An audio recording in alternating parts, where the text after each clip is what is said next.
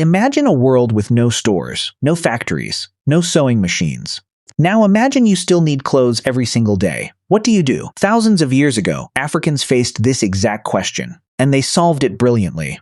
They looked at the land around them for answers. They looked at plants. They looked at animals. From tree bark to animal hide, they built entire clothing traditions. No machines, no shortcuts, just skill. Today, we uncover their secrets. We travel across ancient Africa, region by region. See how bark became fabric. You'll see how hide became armor. This is a story of survival. This is a story of creativity. Stay with me before we begin. Hit subscribe. New history stories drop every single week. Africa is not one culture. It is thousands of cultures, layered across centuries. Each region developed its own answer. Each answer depended on local resources. Some communities lived near forests. Others lived on open grasslands. Others lived in deserts. Their clothing reflected their environment completely. Nothing was wasted. Everything had purpose. Let's start where evidence goes back the furthest. Let's start in ancient Egypt. Egypt sits along the Nile River. This river shaped everything, including clothing. Along its banks grew flax, a slender plant. Flax became the foundation of Egyptian fashion. Workers harvested flax stalks by hand. They soaked the stalks in water.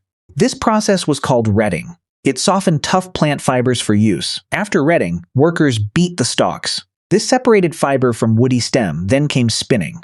Spinners twisted fibers into thread using simple tools. That thread became linen, Egypt's favorite fabric. Linen was light and breathable. In the desert heat, breathable fabric mattered enormously. Comfort and survival, not luxury. Egyptian linen ranged from coarse to fine. Fine linen was nearly transparent. Nobles wore the finest linen available. Common workers wore thicker, rougher versions. Priests required pure white linen for rituals.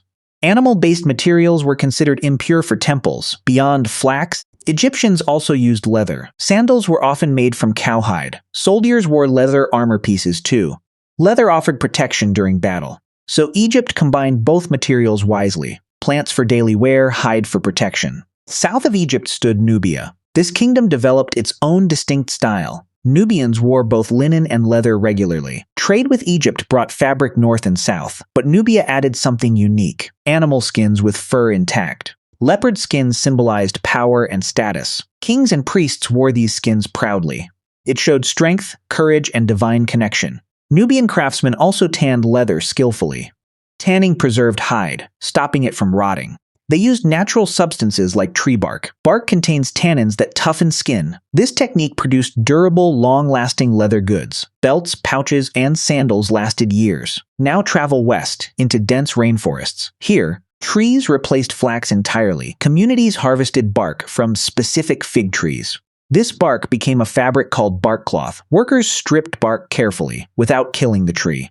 Sustainability mattered even in ancient times. They soaked the bark to soften it. Then they beat it with wooden mallets. This beating stretched the bark wide and thin. It transformed stiff bark into flexible cloth. Bark cloth was surprisingly soft after processing. It resembled a coarse, textured fabric. People decorated bark cloth with natural dyes. Reds, browns, and blacks were common colors. Bark cloth served everyday wear and ceremonial purposes. Some pieces were reserved for royalty only. This tradition remained strong for centuries. Even today, some communities still produce it. West and Central Africa also used raffia. Raffia comes from a specific palm tree. Workers stripped thin fibers from raffia leaves. These fibers were strong and flexible. Weavers wove raffia into cloth on looms. Patterns varied by community and region. Raffia cloth became valuable for trade. It was sometimes used as currency. Wealthy families collected raffia textiles like treasure. Quality and pattern determined social value. This shows clothing wasn't only practical. It carried economic and social weight too. Now travel south to the Kalahari Desert. Here, the San people mastered leatherwork completely. Water was scarce, and plants grew differently here. Animal hide became the primary clothing material. San hunters used every part of animals. Nothing was ever wasted, ever discarded. They scraped hides clean using stone tools. This removed fat and remaining flesh. Then they softened hides by hand, repeatedly. Softening took hours of physical effort. Some communities chewed hides to soften them. This method worked, though it sounds unusual. Finished hides became cloaks called karosses. Karosses kept people warm during cold desert nights. These cloaks also carried babies and food. One garment served multiple daily purposes. Sand clothing was minimal but highly functional. Every stitch had a clear reason. Moving east, we reached the grasslands. Cattle herding communities like the Maasai thrived here. Cattle were central to Maasai life entirely. Their hides naturally became clothing material. Herders tanned cowhide using smoke and fat. Smoke helped preserve and waterproof the leather. Leather cloaks protected against cold mountain winds. They also protected against thorny bushes. Later, trade brought cotton cloth to the region.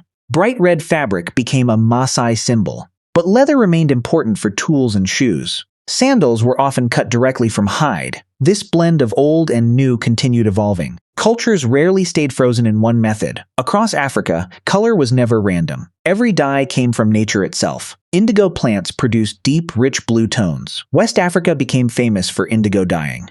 Dyers fermented indigo leaves in large pits. This process took skill and patience. Cloth was dipped repeatedly to darken color. Darker shades often meant higher status. Red dyes came from certain tree barks. Others came from crushed insects and minerals. Color often marked identity within a community. It could show age, rank, or achievement. Clothing was never just about covering skin. It communicated silent, powerful messages. None of this happened without tools. Simple tools made complex clothing possible. Stone scrapers cleaned hides of flesh. Wooden mallets beat bark into cloth. Bone needles stitched pieces of leather together. Plant fiber thread held seams tight. Looms, though simple, wove fibers into fabric. Some looms were small and portable. Spindles twisted loose fiber into strong thread. This step required steady, practiced hands. These tools were often handmade locally. Communities passed tool-making knowledge through generations. Africa was never isolated or disconnected. Trade routes connected different regions. Salt, gold, and cloth moved along routes. Clothing materials traveled hundreds of miles regularly. Egyptian linen reached areas far south. Raffia cloth reached communities far north. This exchange spread techniques between cultures quickly. Ideas moved as freely as goods. A weaving pattern from one region influenced another. Innovation spread through contact and curiosity. Clothing marked more than practical needs. It marked who a person truly was. Ports showed family lineage in some cultures. Colors showed marital or social status. Certain garments were reserved for elders only. Others were worn only during ceremonies. Warriors wore specific skins to show bravery. Priests wore specific cloth to show purity. Clothing told a person's story instantly. Strangers could read status at a glance. Women often led fiber and cloth production. Spinning and weaving were typically female skills. Mothers taught daughters these skills early. Knowledge passed directly through family lines. Some communities held weaving as sacred work. Songs and rituals accompanied the weaving process. This made clothing production a community event. It wasn't just labor, it was culture. None of this was easy work. Processing hides and fibers took real effort. Tanning hides could take several days straight. Beating bark cloth strained hands and arms. Weather affected material quality throughout the year. Dry seasons made some fibers brittle, yet communities adapted constantly, finding clever solutions. Necessity truly did drive innovation forward. Many of these techniques still exist today. Bark cloth is still made in Uganda. Leatherwork traditions continue among pastoral communities. Indigo dyeing remains strong in West Africa. Modern fashion designers now draw from these roots. African prints and patterns inspire global runways. This isn't ancient history locked away forever. It's a living tradition, still breathing. Ancient Africans turned nature into necessity brilliantly. They turned bark into wearable fabric. They turned animal hide into lasting protection. They turned simple dye into deep meaning. No factories, no machines, just human hands. Just patience, skill, and generations of knowledge. This story deserves to be remembered clearly. This story deserves to be told widely. If this journey taught you something new, subscribe now. More untold history stories are coming soon. Don't miss the next one. Thank you for watching until the very end.